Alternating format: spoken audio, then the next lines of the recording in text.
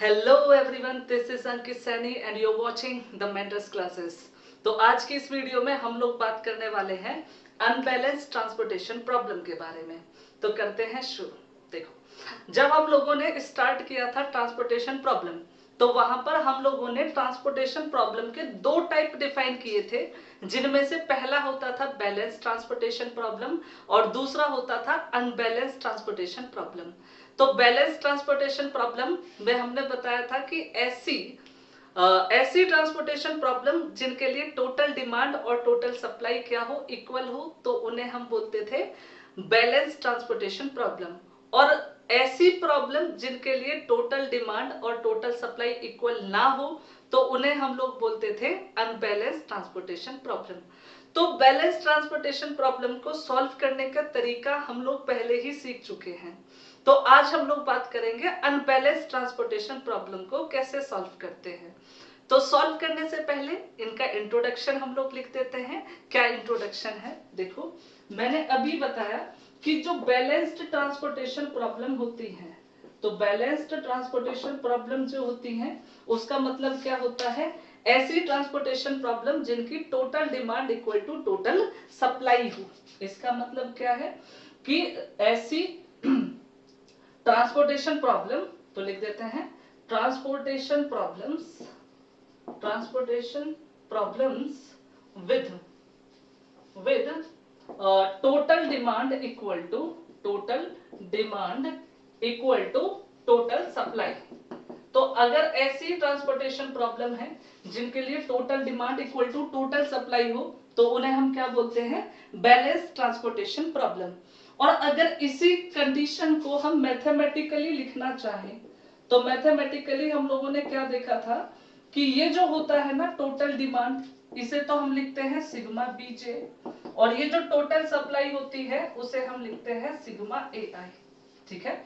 तो अगर sigma A I equal to sigma B J हो, तो उस केस में हम ट्रांसपोर्टेशन प्रॉब्लम को बोलते हैं बैलेंस्ड ट्रांसपोर्टेशन प्रॉब्लम।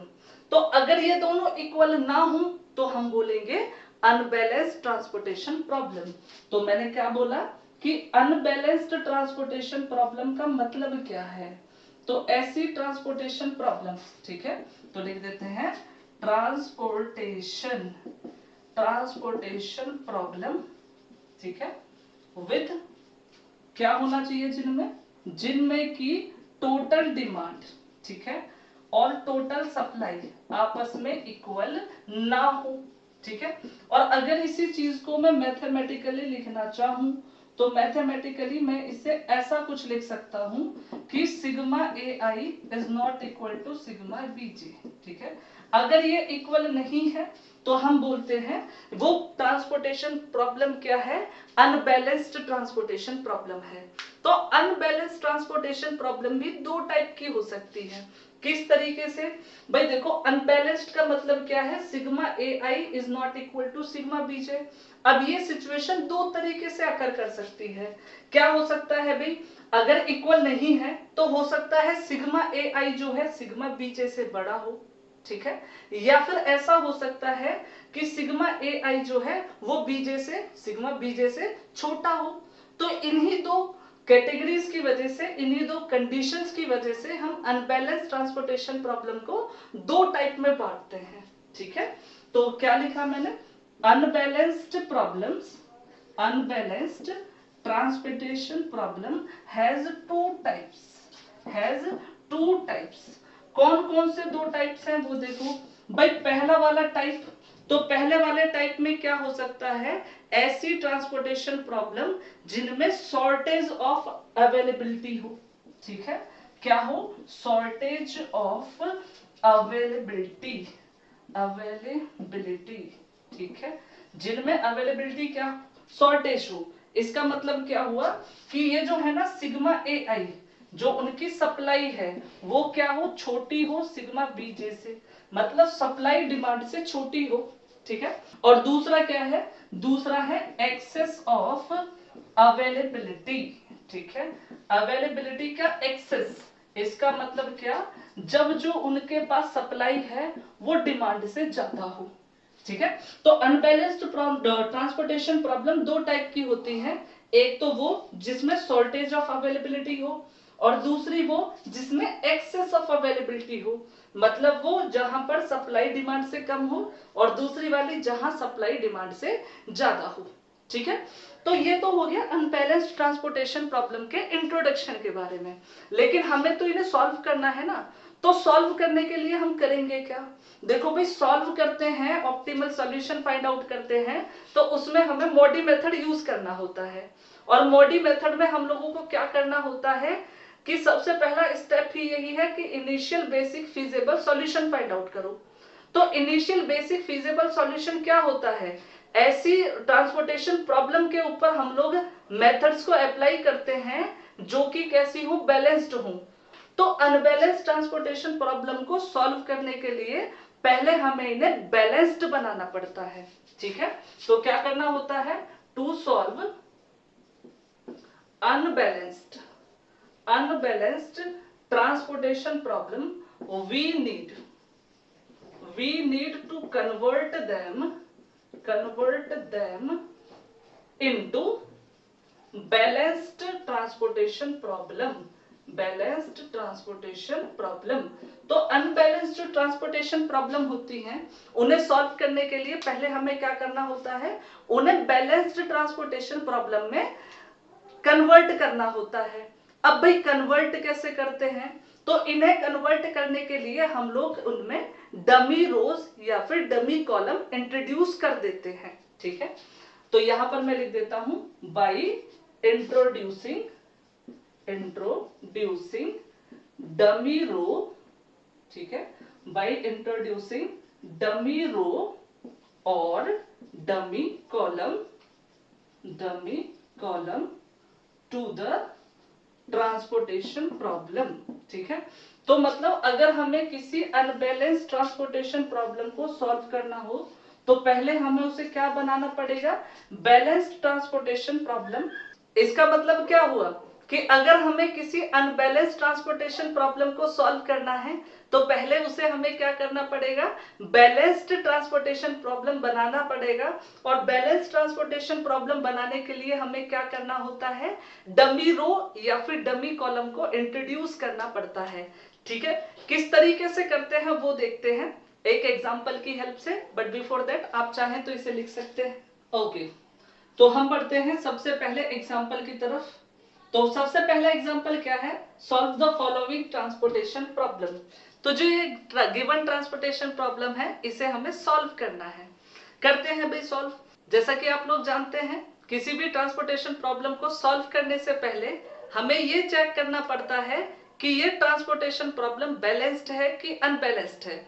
बिल्कुल सेम हम इसके साथ भी करेंगे, चेक कर लेते हैं। देखो, अगर मैं टोटल डिमांड की बात करता हूं, ठीक है, तो अगर मैं टोटल डिमांड की बात करता हूं तो टोटल डिमांड कितनी होगी? 16 प्लस 18 प्लस 32 प्लस 25, और इन्हें ऐड करोगे तो मिलेगा 91। ठीक है, और अगर मैं टोटल सप्लाई की बात करूं तो टोटल सप्लाई हम लोगों के पास कितनी है? टोटल सप्लाई है 19 प्लस 37 प्लस 34, और इनको ऐड करके कितना आएगा? इनको ऐड करके आएगा 90। इसका मतलब क्या हुआ कि जो टोटल डिमांड है, ठीक है, जो टोटल डिमांड है और जो टोटल सप्लाई है वो क्या है? इक्वल नहीं है। तो हमें क्या करना पड़ेगा? ये बोलना पड़ेगा कि ये जो ट्रांसपोर्टेशन प्रॉब्लम है, ट्रांसपोर्टेशन प्रॉब्लम कैसी है? अनबैलेंस्ड ट्रांसपोर्टेशन प्रॉब्लम है। ठीक है, तो ये हो गई अनबैलेंस्ड ट्रांसपोर्टेशन प्रॉब्लम। तो इसे सॉल्व कैसे करेंगे? तो इसे सॉल्व करने के लिए हमें क्या करना पड़ेगा? कन्वर्ट करना पड़ेगा इसे बैलेंस्ड ट्रांसपोर्टेशन प्रॉब्लम में। और बैलेंस्ड ट्रांसपोर्टेशन प्रॉब्लम में मैंने कन्वर्ट करने के लिए क्या बताया था कि इसमें हम डमी रो या फिर डमी कॉलम इंट्रोड्यूस करेंगे। अब किस तरीके से करते हैं वो हमें देखना है। देखो, यहां पर टोटल डिमांड कितनी है? इन सब का सम मैंने किया, कितना आया? 91। और यहां पर देखो टोटल सप्लाई कितनी है? टोटल सप्लाई मैंने देखी 90। इसका मतलब क्या हुआ कि जो सप्लाई है वो डिमांड से कम है। तो अगर किसी ट्रांसपोर्टेशन प्रॉब्लम में सप्लाई डिमांड से कम आती है तो हम डमी रो इंट्रोड्यूस करते हैं, और अगर डिमांड सप्लाई से कम आती है तो हम लोग उसमें डमी कॉलम इंट्रोड्यूस करते हैं। क्या बोला मैंने कि अगर सप्लाई डिमांड से कम है, सप्लाई डिमांड से कम है तो हम रो इंट्रोड्यूस करेंगे, और अगर डिमांड सप्लाई से कम है तो कॉलम इंट्रोड्यूस करेंगे। किस तरीके से करेंगे देखो भाई, अभी तो सप्लाई कम है, इसका मतलब हमें क्या करना है, रो इंट्रोड्यूस करनी है। ठीक है, करते हैं रो इंट्रोड्यूस। तो यहां पर अभी तक 3 रो है और एक डमी रो हमें डालनी है। ठीक है, क्यों डालनी है एक रो, क्योंकि देखो यहां पर जो है हमारी सप्लाई जो है वो कम है, सप्लाई कम है तो रो हमें डालनी पड़ेगी। तो ये कितने हो गई, 2 रो, और ये हो गई 3 रो। तो 3 तो पहले से ही थी, एक हमें डालनी है, तो अब कितनी हो गई, 4। और कॉलम इसमें पहले से ही कितने थे, 4। तो इन चारों कॉलम को हम लोग डाल देते हैं 1 2 4। ठीक है, जो जो कॉस्ट थी उन्हें लिख देते हैं 5 3 6 2 1 9 7। ठीक है, 4, यहां पर 3 4 7 5, और इनकी जो सप्लाई थी वो लिख देते हैं 19 37 और यहां पर 34। ठीक है, यहां पर कितना था, 16 18 32 25। ठीक है, अब देखो क्या भाई, ये लास्ट वाली जो रो मैंने डमी रो इंट्रोड्यूस की है, इसकी कॉस्ट क्या होंगी, क्योंकि देखो हर सेल की कॉस्ट होती है। तो इस वाली रो में जो हमारी सेल्स हैं उनकी कॉस्ट क्या होंगी, तो जो भी डमी रो या फिर कॉलम हम लोग इंट्रोड्यूस करते हैं उसकी सेल्स की जो कॉस्ट होती है वो हम लोग लेते हैं 0। तो यहां पर हर एक सेल की कॉस्ट कितनी होगी, 0। अब देखो हर एक रो की सप्लाई है तो इस रो की भी सप्लाई होनी चाहिए, तो वो सप्लाई क्या होगी, तो जो हम डमी रो या कॉलम इंट्रोड्यूस करते हैं उसकी सप्लाई या फिर डिमांड क्या होती है, उसके इक्वल, उस क्वांटिटी के इक्वल जो कि कम है। कैसे देखो, यहां पर सप्लाई है 90, डिमांड कितना है 91, तो सप्लाई डिमांड से कितना कम है, 1 कम है। इसका मतलब जो रो मैंने यूज की उसकी सप्लाई में कितनी लेने वाला हूं, 1। ठीक है, तो अब ये हो गई एक बैलेंस ट्रांसपोर्टेशन प्रॉब्लम। तो अब इसे हम लोग सॉल्व कर सकते हैं। किस तरीके से करेंगे सॉल्व, देखो भाई बिल्कुल पुराने तरीके से, पहले initial basic feasible solution find out करना है। उसके लिए हम लोग वैन मेथड यूज करेंगे। देखो पेनल्टी, देखो यहां पर मिनिमम है 2, उसके बाद 3, तो पेनल्टी आ गई 1। यहां पर मिनिमम है 1, उसके बाद 4, तो पेनल्टी आ गई 3। यहां पर मिनिमम है 3, उसके बाद 4, पेनल्टी आ गई 1। और यहां तो 0 ही है तो पेनल्टी रहेगी 0। ठीक है, यहां पर देखो मिनिमम है 0, उसके बाद 3, तो पेनल्टी आ गई 3। यहां पर देखो 0, उसके बाद 3, तो पेनल्टी भी आ गई 3। यहां पर देखो 6, उसके 0, उसके बाद 6, पेनल्टी आ गई 6। ठीक है, यहां पर देखो 0, उसके बाद 1, तो पेनल्टी आ गई 1। ठीक है, तो मैक्सिमम पेनल्टी क्या है, 6 है, जो कि तीसरे कॉलम के करस्पॉन्डिंग है। और तीसरे कॉलम में मिनिमम कॉस्ट कितनी है, 0। ठीक है, तो 0 के लिए देखो एलोकेशन या तो 1 या 32, मिनिमम 1 तो 1 को लिखा, 0 ये 31, 0 वाली पूरी रो को कर देंगे क्रॉस आउट। ठीक है, फिर से देखेंगे हम पेनल्टी, तो इन पेनल्टीज में तो कोई चेंज नहीं होगा। ठीक है, ये चली गई क्योंकि रो कैंसिल है। अब इनकी पेनल्टीज देखो, देखो मिनिमम 3, उसके बाद 4, तो पेनल्टी आ गई 1। यहां 3, उसके बाद 4, तो पेनल्टी आ गई 1। यहां 6, उसके बाद 7, तो पेनल्टी आ गई 1। ठीक है, यहां 1, उसके बाद 2, तो पेनल्टी आ गई 1। तो मैक्सिमम पेनल्टी जो है हमारी, मैक्सिमम पेनल्टी क्या है, 3 है, जो कि किसके करस्पॉन्डिंग है, सेकंड रो के करस्पॉन्डिंग है। तो सेकंड रो में जो मिनिमम कॉस्ट है वो मिनिमम कॉस्ट क्या है, 1, और इसके लिए या तो 37 या 25, तो मिनिमम है 25। तो इसको रिड्यूस करोगे 0, इसको रिड्यूस करोगे 12, तो 0 वाले को हम कर देते हैं क्रॉस आउट। ठीक है भाई, फिर से पेनल्टी निकालो। इसकी पेनल्टी देखो अभी 3 है मिनिमम, उसके बाद 5, तो पेनल्टी आई 2। तो इसकी पेनल्टी हमारे पास कितनी आई, 2। ठीक है, यहां मिनिमम है 4, उसके बाद 7, तो पेनल्टी कितनी आई, 3, तो 3 को हमने यहां पर लिख दिया एज ए पेनल्टी। ठीक है, यहां मिनिमम 3, उसके बाद 4, तो पेनल्टी आई 1। ये पहले से ही क्रॉस आउट है तो छोड़ो इसे। ठीक है, यहां आए मिनिमम 3, उसके बाद 4, तो पेनल्टी आई 1। यहाँ 3 उसके बाद 4 तो पेनल्टी कितनी आई, यहाँ भी 1, ठीक है। यहाँ 6 उसके बाद 7 तो पेनल्टी आई 1, बिल्कुल ठीक, यहाँ 1, और ये भैया क्रॉस आउट है, ठीक है। तो मैक्सिमम पेनल्टी कितनी है 3। अब 3 है सेकंड रो के करस्पॉन्डिंग, तो सेकंड रो में जो मिनिमम कॉस्ट है वो कितनी है, मिनिमम कॉस्ट है 4, तो यहाँ पर या तो 12 या फिर 16, तो 12 मिनिमम है, 12 को एलोकेट करेंगे, ये हो जाएगा 0 और ये हो जाएगा 4, 0 वाले को हम कर देंगे क्रॉस आउट, ठीक है। तो अब फिर से पेनल्टी हमें निकालनी पड़ेगी, लेकिन पेनल्टी लिखने की उधर जगह नहीं बची, तो मैं क्या करता हूं, इन पेनल्टीज को रिमूव कर देता हूं, क्योंकि अभी मुझे इनकी जरूरत नहीं है, इनको भी रिमूव कर देता हूं लगे हाथों, ठीक है। अब फिर से पेनल्टी निकालो, देखो यहां पर मिनिमम एलिमेंट है 3, उसके बाद 5 तो पेनल्टी आ गई 2, ये क्रॉस आउट तो भूल जाओ, यहां पर 3 और फिर 4 पेनल्टी आई 1, ये क्रॉस आउट तो इसे भूल जाओ, यहाँ पर देखो 3 और 5 पेनल्टी आई 2, 3 और 4 पेनल्टी आई 1, 6 और 7 पेनल्टी आई 1, इसे कर दिया क्रॉस आउट, ठीक है। तो मैक्सिमम पेनल्टी इस बार आई 2, तो जो कि यहाँ पर भी है और यहाँ पर भी है, तो मैं इस वाली को ले लेता हूँ, है ना। तो इसमें मिनिमम कॉस्ट देखो क्या है इस कॉलम में 3, तो 3 के लिए डिमांड 4, सप्लाई 34, मिनिमम है 4, 4 तो 4 को एलोकेट किया, ये 0 और ये बचेगा 30, 0 वाले को हम कर देंगे क्रॉस आउट, ठीक है। अब देखो फिर से पेनल्टी निकालनी पड़ेगी, भाई ये तो क्रॉस आउट भूल जाओ, इसकी पेनल्टी 1, इसकी पेनल्टी भी 1, ये क्रॉस आउट भूल जाओ। अब यहाँ पेनल्टी आई 3, 6 - 3 मतलब 3, ये भूल जाओ, यहाँ 7 - 4 3, तो दोनों की पेनल्टी 3 है, तो मैं इसको ले लेता हूं, है ना।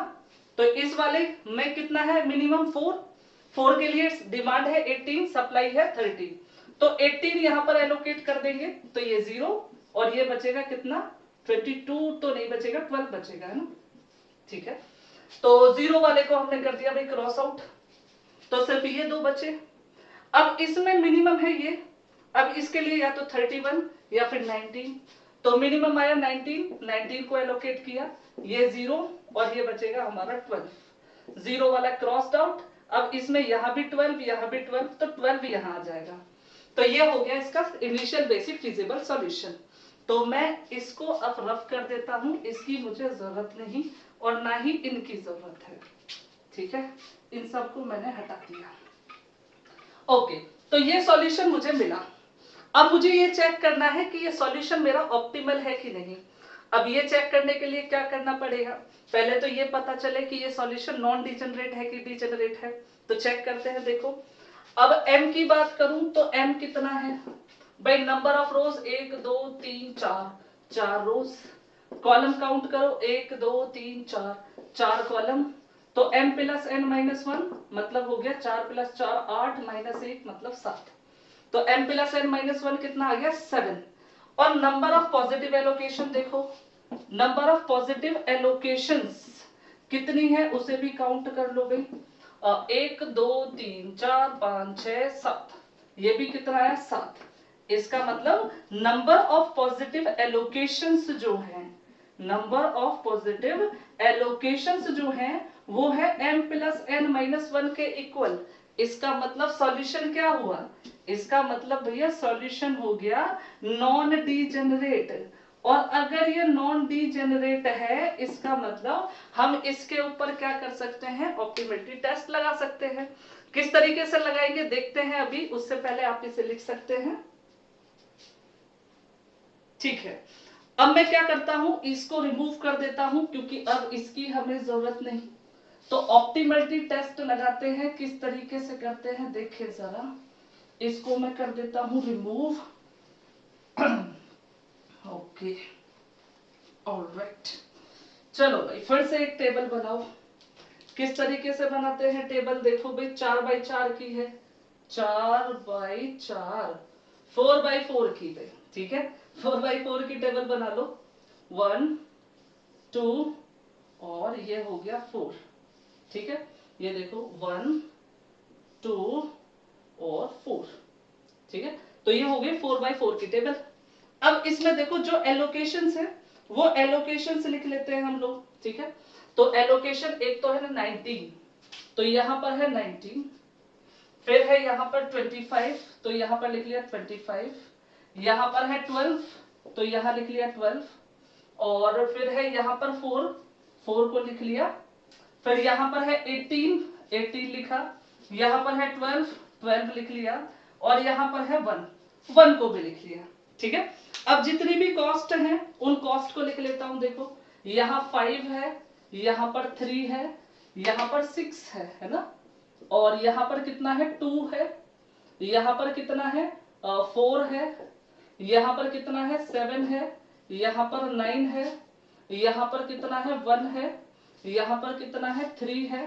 ठीक है, और यहाँ पर 4 कॉस्ट है, और इस वाली सेल में है भैया 7, यहाँ पर है 5, यहाँ पर है 0 0 0 और फिर 0।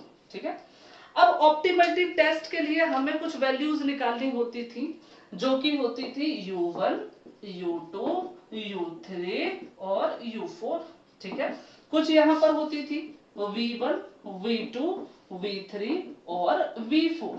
ठीक है, अब किस तरीके से करते हैं देखो, इनमें से हम क्या करते थे, किसी एक को 0 मानते थे और किसको मानते थे, जो उस रो या कॉलम के करस्पॉन्डिंग हो जिसमें मैक्सिमम एलोकेशन हो। तो मैक्सिमम एलोकेशन है 3, जो कि इस रो के करस्पॉन्डिंग है, तो इसकी वैल्यू मैंने मानी 0। ठीक है, अब इनकी वैल्यूज फाइंड आउट करने के लिए सिर्फ एलोकेटेड सेल्स का हम लोग यूज करते थे। देखो किस तरीके से, ये एलोकेटेड सेल है, तो 7 से 0 को माइनस किया 7। ठीक है, ये भी एलोकेटेड सेल है, तो 4 से 0 को माइनस किया 4। ठीक है, ये भी एक एलोकेटेड सेल है, तो 3 से 0 को माइनस किया 3, है ना। अब देखो इनमें जो वैल्यूज मैंने निकाली हैं उनके करस्पॉन्डिंग जो कॉलम है, अब उनमें एलोकेटेड सेल्स देखेंगे। देखो यहाँ पर एलोकेटेड सेल है, उसकी वैल्यू है, फिर यहाँ पर है, तो 4 - 3 मतलब कितना बचेगा 1। अब एलोकेटेड सेल नहीं है, भूल जाओ। यहाँ आए, ये इसके करस्पॉन्डिंग तो है, इसे भूल जाओ। यहाँ आए 0, 0 से 7 माइनस किया -7। ठीक है, 6 से 7 माइनस किया तो -1। अब देखो सबकी वैल्यू आ गई है ना, तो अब हम लोग लिखते थे ui प्लस vj। ठीक है, अब ui प्लस vj हम लोग किस तरीके से लिखते थे वो बता देता हूं। देखो अनएलोकेटेड सेल है, इसके लिए देखो u1 कितना है -1, v1 है 3, दोनों को ऐड किया 2 आया, यहां लिख दिया। 3 और -1 को ऐड करेंगे 2 आएगा, यहां लिखा जाएगा इसको। यहाँ 4 है, यहाँ -1 है, दोनों को ऐड किया 3 आया। ठीक है, अच्छा यहाँ पर एक चीज हो, इसकी वैल्यू नहीं निकाली हमने, है ना, इसको भी निकाल लेते हैं। देखो 1 से 1 को माइनस किया 0, ये भी हो गया अभी, है ना। अब देखो इसके लिए देखो यहाँ -1, यहाँ 0 ऐड किया -1। ठीक है, यहाँ देखो 4 है, यहाँ 1 है, दोनों को ऐड किया 5। यहाँ देखो 7 है, यहाँ 1 है, ऐड किया 8। सिर्फ अनएलोकेटेड सेल के लिए करना है, ये तो एलोकेटेड है, इन्हें छोड़ देंगे। यहाँ आए 0 + 0 मतलब 0 हो गया। ठीक है, यहाँ देखो यहाँ पर है 3 और -7 मतलब -4, 4 और -7 मतलब -3, 0 और -7 मतलब -7। ठीक है, अब सेल इवेल्युएशन निकाल लो। 5 से 2 को माइनस करोगे 3, इस 3 से इस 3 को माइनस करोगे 0, 2 से इसको माइनस करोगे तो 3, 5 से 7 से 5 को माइनस करोगे 2, 9 से 8 को माइनस करोगे 1, 5 से 0 को माइनस करोगे 5, 0 से -4 करोगे तो 4, 0 से -3 करोगे तो +3, और 0 से 7 करोगे तो 7। ठीक है, तो अब हमने देखा जितने भी सेल इवेल्युएशन है वो क्या है, नॉन नेगेटिव है। इसका मतलब सॉल्यूशन हमारा क्या है, ऑप्टिमल है। तो सॉल्यूशन तो हमारा ऑप्टिमल हो गया, बट यूनिक नहीं है। यूनिक क्यों नहीं है, क्योंकि इसमें एक dij 0 आ गया, जो कि ये वाला है। और हमने देखा था कि अगर dij 0 आ जाता है कोई भी एक, तो सॉल्यूशन हमारा यूनिक नहीं रहता। ठीक है, तो ऑप्टिमल सॉल्यूशन तो हमें मिल गया, लेकिन ऑप्टिमल सॉल्यूशन लिखेंगे कैसे। तो ऑप्टिमल सॉल्यूशन देख लेते हैं भैया किस तरीके से लिखते हैं। इसको कर देता हूं मैं रिमूव। ठीक है, लिखते हैं ऑप्टिमल सॉल्यूशन। देखो भाई ऑप्टिमल सॉल्यूशन किस तरीके से लिखना है। तो ऑप्टिमल सॉल्यूशन देखें जरा, ऑप्टिमल सॉल्यूशन देखो, ऑप्टिमल सॉल्यूशन लिखते टाइम हमें उस वाली एलोकेशन को नहीं लिखना है जो क्या हो, डमी रो या फिर डमी कॉलम के अंदर आ रही हो, ठीक है। मतलब क्या देखो, अब मैं इसकी बात करूं तो ये है हमारा x13 19, ठीक है। ये है x21 कितना हो गया 12, ये हो गया x24 मतलब 25, ठीक है। ये हो गया x31 मतलब 4, ये हो जाएगा x32 मतलब 18, ये हो जाएगा x33 मतलब 12। और ये जो है एलोकेशन ये है डमी रो के अंदर, तो इसको हम नहीं लिखेंगे, ठीक है। और अगर हम मिनिमम ट्रांसपोर्टेशन कॉस्ट ढूंढे तो उसमें भी इसका यूज नहीं करेंगे, इसे हम छोड़ देंगे, ठीक है। देखो अब किस तरीके से 6 इंटू 19, ठीक है, plus 4 into 12 plus 1 into 25 plus 3 into 4 plus 4 into 18 plus 7 into 12। और इसे अगर हम लोग सिंप्लीफाई करते हैं तो इसे सिंप्लीफाई करके आएगा 355, ठीक है। कितना आएगा 355। तो ये क्या हो जाएगी ट्रांसपोर्टेशन कॉस्ट, ठीक है। तो इस तरीके से हम क्या करते हैं, अनबैलेंस ट्रांसपोर्टेशन प्रॉब्लम को सॉल्व करते हैं, ठीक है। तो यहीं पर हो जाता है ट्रांसपोर्टेशन प्रॉब्लम का सेक्शन खत्म। तो इससे रिलेटेड कुछ ऑब्जेक्टिव क्वेश्चंस देखेंगे जो एग्जामिनेशन पॉइंट ऑफ व्यू से इंपॉर्टेंट है नेक्स्ट क्लास में। इसके बाद हम प्रीवियस ईयर में पूछे गए क्वेश्चंस को भी करेंगे नेक्स्ट वीडियोस में, ठीक है। मिलते हैं नेक्स्ट वीडियो में, तब तक के लिए धन्यवाद।